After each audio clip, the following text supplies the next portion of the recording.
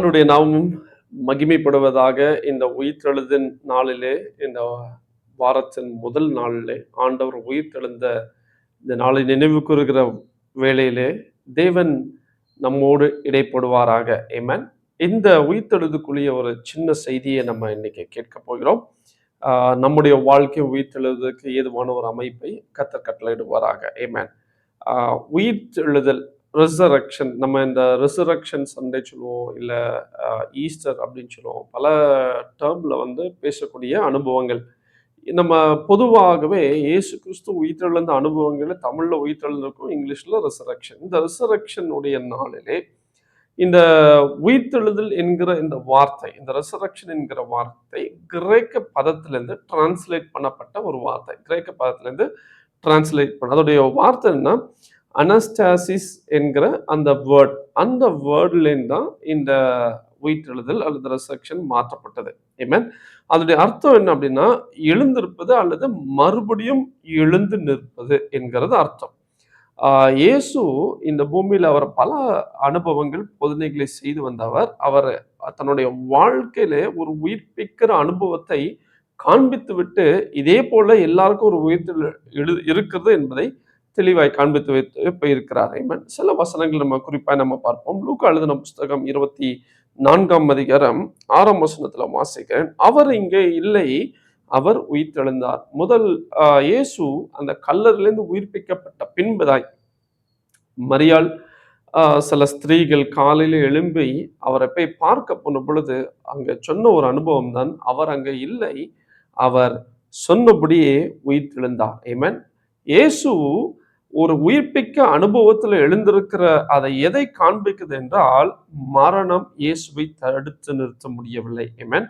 அதே போல இயேசு கல்லறையும் உள்ளே வைத்து அவரை அடைத்து வைத்தார்கள். அந்த கல்லறையும் அவரை தடுத்து நிறுத்த முடியவில்லை.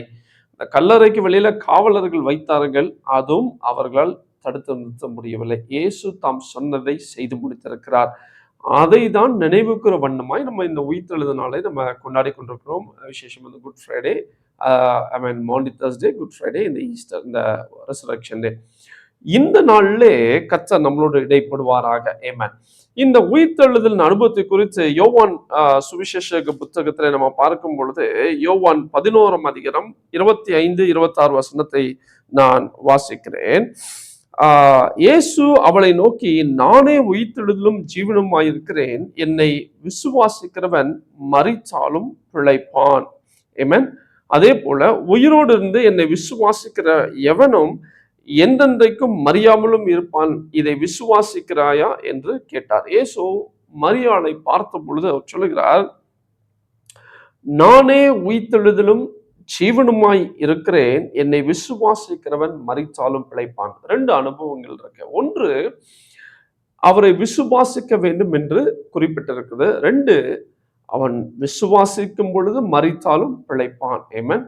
இது நீங்க பிராக்டிக்கலா ஒரு மனிதனை இந்த பூமியிலே அவனுக்கு வைத்திருக்க நாட்கள் 60, 70, 80. அதுக்கு மேல ரொம்ப ரேரா சரீரங்கள் நல்லா பக்குவமா இருக்கக்கூடிய மனிதர்களுக்கு ஒரு 90, ஒரு 100 அப்படி என்று நம்ம பார்க்கலாம்.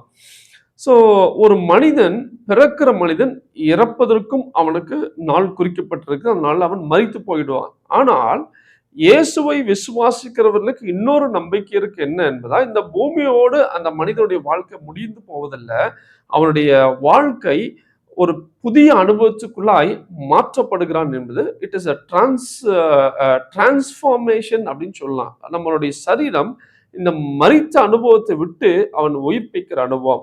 ஆவி தன்னை தந்த தேவனிடத்துல போய் சேரும் என்று சொல்லி, மரித்த பின்பதை மனிதனுடைய ஆவி அவருடைய சமூகத்துல போய் சேரும் என்று சொல்லி வேதத்துல வாசிக்கிறோம். அப்ப இந்த உயிர்த்தெழுத அனுபவத்துல இயேசு சொல்லும்படி சொல்கிறார், என்னை விசுவாசிக்கிறவன் மரித்தாலும் பிழைப்பான். பிழைக்கக்கூடிய அனுபவம் அவனோட. நீங்க கீழே சில வசனங்கள் நம்ம வாசிக்கிறோம். அதுல பார்க்கும்போது பரலோகத்திலே ஒரு பொக்கிஷமான ஒரு இடம் அவனுக்கு வைக்கப்பட்டிருக்கு. அந்த இடத்தை குறித்து தான் ஆண்டவர் சொல்கிறார், இங்கே உலகத்துல மரிக்கிறான், அவன் என்னோடு பிழைக்கக்கூடிய ஒரு அனுபவத்துக்குள்ளே வருகிறான் வேதத்துல வாசிக்கிறோம். அதே போல 26ல அவர் சொல்கிறார், உயிரோடு இருந்து என்னை விசுவாசிக்கிறவன் எவனும் என்றென்றைக்கும் மறியாமலும் இருப்பான், இது விசுவாசிக்கிறாயா என்று சொல்லுகிறார். ஆமென். இந்த மரித்தாலும் பிழைப்பான் என்று சொல்லும்போது சரீர பிரகாரமான ஒரு வாழ்க்கை, அவன் மரிக்கப்படுகிற ஒரு அனுபவம், அதுல இருந்து பிழைக்கிற அனுபவம் வருது. இங்கே சொல்லுகிறார் மறியாமலும் பிழைப்பான். ஆமென். 26 வசனத்துல அப்படிதானே வாசிக்கிறோம். மறியாமலும் இருப்பான். ஆமென். அப்படி என்றால் ஒரு கிறிஸ்துவ வாழ்க்கையில இன்னைக்கு நம்ம லிட்டரலா இந்த பூமியில ஒரு மனிதனுடைய வாழ்க்கை பிறந்து அவன் இறந்து கடந்து செல்றான். ஆனால் ஆவிக்குரிய வாழ்க்கையில ஆவியினுடைய அனுபவத்தை நீங்க பாத்தீங்கன்னா, தேவனிடத்திலிருந்து ஒரு மனிதன் பிறக்கும் பொழுது ஆவி அவனுக்குள்ளாய் பிரவேசிக்கிறது. இந்த சரீரம் அழியும் போது இந்த ஆவி மீண்டுமாய் தேவனுடைய சமூகத்துக்குள்ளாய் போகிறது. இதோடைய அனுபவத்தை தான் நாங்க சொல்லுகிறார் மறியாமலும் பிழைப்பாம். இந்த பூமி சொந்தம் அல்ல, நிரந்தரமானதல்ல. பரலோகம் நமக்கு நிறந்தது. நாம் அவரிடத்துல வந்திருக்கிறோம். மீண்டுமாய் அவரிடத்துல திரும்பி போக போகிறோம். அதை தான் அவர் குறிப்பிட்டு சொல்லுகிறார்.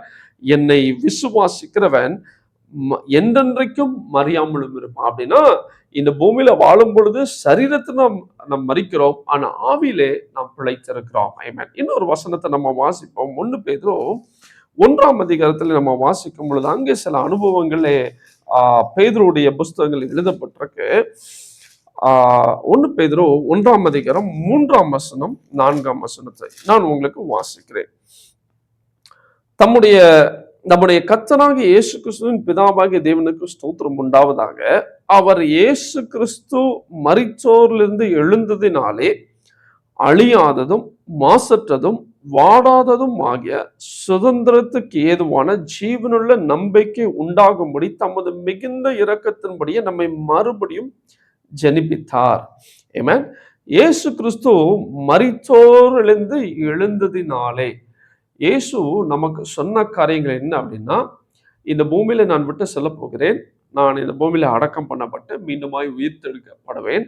என்னுடைய பிதாவினுடைய இடத்துக்கு நான் செல்வேன். அந்த இடத்துக்கு உங்களையும் கூட்டி செல்வேன் என்று அவர் தெளிவாய் சொன்னார். அதை தான் இந்த வசனத்தில் அவர் சொல்லுகிறார். அவரை இயேசு கிறிஸ்து மரித்தோரிலிருந்து எழுந்ததினாலே, அவர் எழுந்தபடினாலே பல அனுபவங்கள் அங்கே குறிப்பிடுகிறார். ஒன்று அவர் சொல்லுகிறார், அழியாததும் அழிவுக்குரிய காரியங்களாய் இல்ல, மாசற்றதும் ஒரு குற்றமுற்ற ஒரு வாழ்க்கை, வாடாததும் என்று சொல்லும் பொழுது ஒரு வாடி போகிற அனுபவம் இல்ல, புத்துணர்ச்சியாய் உயிரோடு இருக்கிற அனுபவங்கள். சுதந்திரத்துக்கு ஏதுவாக அப்படின்னா நம்மளை பாதுகாக்கிறதுக்கு ஏதுவான ஒரு ஜீவனுள்ள நம்பிக்கை உண்டாகும்படி, ஜீவ சுவாசம் உள்ள ஒரு நம்பிக்கை நமக்குள்ளாய் உண்டாகும்படி தமது மிகுந்த இரக்கத்தின்படியே நம்மை மறுபடியும் ஜெனிப்பித்தார். இந்த மறுபடியும் ஜெனிப்பிக்கிற அனுபவங்களை எங்கே அப்படின்னா ஞானஸ்நானத்துக்குள்ளாய் நாம் வருகிறோம். பாவ வாழ்க்கையில வாழ்ந்து அவைகளிலிருந்து விட்டு பாவத்துக்கு மறித்து ஒரு ஜெனிப்பிக்கிற உயிர்ப்பிக்கிற அனுபவத்திலே அங்கே எழுதப்பட்டிருக்கு. ஆமென். இது குறித்து சில டிரான்ஸ்லேஷன் நம்ம இப்படி பார்த்தோம் அப்படின்னா, மரிச்சோரிலிருந்து எழுந்ததினாலே ஆமென் மிகுந்த இரக்கத்தின்படியே நம்மை மீண்டும் பிறக்க செய்திருக்கிறார். அவருடைய இரக்கத்தின் நிமித்தமாய் இயேசுவை ஏற்றுக்கொண்டவர்களை மீண்டுமாய் பிறக்க வைத்திருக்கிறார். ஆமென். அதே போல அவர்களுக்கு பரலோகத்தில் வைத்திருக்கின்ற ஆசீர்வாதங்கள் ஆமென் இந்த பூமிக்குரிய இம்மையில அல்ல, மறுமையில நமக்கு உள்ள ஆசீர்வாதங்கள் அவைகளை ஆண்டவர் நமக்கு வைத்திருக்கிறார். ஆமென். அதே போல அது நம்பிக்கையோடு எதிர்பார்த்திருக்கிற அனுபவங்கள் நமக்கு வேண்டும். ஆமென். நம்முடைய நம்பிக்கை என்ன? இயேசுவை நான் ஏற்றுக்கொண்டிருக்கேன். இயேசுடைய பாவத்தையும் என்னுடைய சாபங்கள் வேதனைகள் எல்லாவற்றுக்காகவும் சிலுவையில மரித்தார், இரத்தம் சிந்தினார். அவர் அடக்கம் பண்ணப்பட்டு என் நிமித்தமாய் அடக்கம் பண்ணப்பட்டு எனக்காய் உயிர் தெழுந்து எனக்காய் பரலோகத்தை சென்றிருக்கார். எனக்காய் ஒரு இடத்தை ஆயத்தம் பண்ணி என்னை அங்க கொண்டு சேர்ப்பதற்காக, அங்கே என்னை குடிபெயர்ப்பதற்காக ஆண்டவர் செய்திருக்க என்ற நம்பிக்கையோடு நம்ம எதிர்பார்த்திருக்க வேண்டாம். அதே போல அந்த ஆசீர்வாதங்கள் அழிவற்றது. நமக்கு வைத்திருக்கிற ஆசீர்வாதங்கள் வேதத்துல வாசிக்கிறோம் அல்லவா, இந்த பூமியிலே நம்ம சேர்க்கிற அனுபவங்களுக்கு சில பூமியில சேர்க்கிறவைகள்லாம் இந்த கரையானோ அல்லது அழிந்து போகக்கூடியவைகள், ஆனா பரலோகத்தை சேர்க்கிற அனுபவம் என்று சொல்லி நம்ம வாசிக்கிறோம். ஆனா அதுக்குள்ள போகல, அது நிறைய அனுபவங்கள் இருக்கு. நம்ம நன்மையான காரியங்கள், ஆண்டவருக்கு செலுத்தக்கூடிய காணிக்கைகள், ஆண்டவருக்காக நம்ம என்ன செய்கிறோம், இவைகள்லாம் நமக்கு பரலோகத்துல பொக்கிஷங்களா சேர்த்து வைக்கப்பட்ட போகட்டும். அதே போல இவைகள் அழிக்கப்பட முடியாது. நமக்கு பரலோகத்தில் உள்ள காரியங்கள் அழிக்கப்பட முடியாது. இந்த மாம்சம் இந்த பூமியில அழியலாம். ஆனா உயிர்த்தெழுந்த அனுபவத்துல பரலோகத்துல எந்த ஆவியில ஏற்பட்டு அல்லது இந்த உலகத்தை விட்டு கடந்து செல்லும் பொழுது நமக்கு பரலோகத்திலே அழியாத ஒரு அனுபவங்கள். அங்கே திருடர்கள் இல்லை, கொள்ளைகள் இல்லை, பசி இருக்காது. அங்க தேவனோடு இருக்கிற அனுபவங்கள் அங்க கொடுக்கப்பட்டிருக்கு. அதே போல அதன் அழகு மாறாது. நமக்கு வைத்திருக்கிற உன்னதமான அழகு அப்படி என்றால் பரலோகத்துல சேர்த்து வைக்கப்பட்டிருக்கிற அனுபவங்கள் இந்த பூமியில ஒருவேளை நம்ம வைத்திருக்கிற ஒரு வீடு, காரு, இல்ல நமக்கு வச்ச சொத்துகள், நம்ம பராமரிக்கக்கூடிய இதெல்லாம் ஒரு பூமிக்குரிய அழகு. ஆனா பரலோகத்துல நாம் செய்கிற காரியங்கள் அவைகள் அழகா இருக்கும் என்று சொல்லி நம்ம வேதத்துல வாசிக்கிறோம். அதே போல அவர் சொல்லுகிறார், it has been reserved in heaven. அதாவது நமக்காய் என்ன சொல்லுங்க பதிவு பண்ணப்பட்டிருக்க அல்லது ரிசர்வேஷன் நமக்காய் ஆயத்தம் பண்ணப்பட்டிருக்கிற அனுபவங்கள் இந்த பரலோகத்துக்கு. அதே போல நமக்காய் ஏமன் பரலோகத்துல எதிர்நோக்கி காத்து கொண்டிருக்கிறது. இந்த உயிர்த்தெழுந்த அனுபவத்துல தேவன் நமக்கு வைத்திருக்கிற ராஜ்யத்தையும், அழியாத ராஜ்யம், ஜீவ கிரீடங்கள், இந்த மாதிரி பல அனுபவங்கள் ஆண்டவர் வைத்திருக்கிறார். அதை நோக்கி நீங்களும் நானும் பயணிக்க வேண்டும் என்று சொல்லி ஆண்டவர் விருப்பப்படுகிறார். ஏமன் இந்த இயேசு கிறிஸ்து உயிர்த்தெழுந்த அனுபவத்திலே நம்ம சற்று ஆராய்ந்து அறிந்தோம் என்றால் நாம் எப்பொழுது அல்லது எவ்வாறு உயிர்த்தெழ முடியும். ஏமன் என்னுடைய வாழ்க்கையை நான் அவருடைய சமூகத்தில் ஒப்பு கொடுக்கப்பட்ட பின்பதாய், அதாவது ஞானஸ்நானம் எடுக்கப்பட்ட பின்பதாய் என்னுடைய வாழ்க்கை உலகத்துக்குரிய வாழ்க்கை அல்ல, என்னுடைய வாழ்க்கை கிறிஸ்துவுடைய வாழ்க்கையை மாற வேண்டும். அப்ப என்னுடைய வாழ்க்கை கிறிஸ்துக்குடைய வாழ்க்கையை மாறும் பொழுது அங்கே கலாத்தியர் எழுதின புஸ்தகங்கள், அதே போல கொரிந்தியர் எழுதின புஸ்தகங்கள் வாசிக்கிற வண்ணமாய் என்னுடைய குணாதிசயங்கள் மாற்றக்கூடியவைகளாய் இருக்க வேண்டும். என்னுடைய குணாதிசயம் மீண்டுமாய் இந்த உலகத்துக்குரியவைகளாய் இருக்கக்கூடாது. ஏமன் பரலோகத்துக்குரிய அல்லது கிறிஸ்துவுக்குரியதாய் மாற வேண்டும். உதாரணத்துக்கு கிறிஸ்துவானவர் சொல்லுகிற அனுபவங்கள், நான் உங்களை நேசிப்பது போல நேசியுங்கள், உங்களை சத்ருவை நேசிக்கிறது போல நீங்களும் நேசியுங்கள், உங்களை சத்ருவுக்கு ஆகாரம் கொடுங்கள், நான் பொறாமை கொள்ளாதீர்கள், மற்றவர்களை குறித்து தவறாய் பேச, இது பல அனுபவங்கள் இந்த கிறிஸ்துவனுடைய பின்பற்றக்கூடிய அனுபவங்கள். அந்த அனுபவங்களை நீங்களும் நானும் செயல்பட்டோம் என்றால் நம்முடைய வாழ்க்கை மறுரூபமாக்கப்படுகிற அனுபவத்தில் வரும். நம்முடைய வாழ்க்கை கிறிஸ்து உடையதாய் மாறும். நம்முடைய வாழ்க்கை உயிர்ப்பிக்கிறதுக்கு ஏதுவான அனுபவத்துக்கு நேராய் வரும். அருமையான தேவனுடைய பிள்ளைகளை, இயேசு சீக்கிரம் வருகிறார். அவர் வந்து நம்மளை அழைத்து செல்லும் பொழுது நம்முடைய வாழ்க்கை மறுரூபமாக்கப்பட்ட வாழ்க்கையா இருந்தால் மாத்திரம்தான் நாம் அவரோடு எடுத்துக்கொள்ளப்படுவோம். ஆமென். இந்த சமீபத்தில் இந்த நாட்களில் நடக்கிற எல்லா சம்பாஷணைகள் நம்ம பார்த்து கொண்டிருக்கிற வேளையில மனிதனை குறித்து தவறாய் பேசுகிற அனுபவங்கள், மனிதனையே குற்றப்படுத்துகிற அனுபவங்களே காணப்படுகிற அனுபவங்கள்.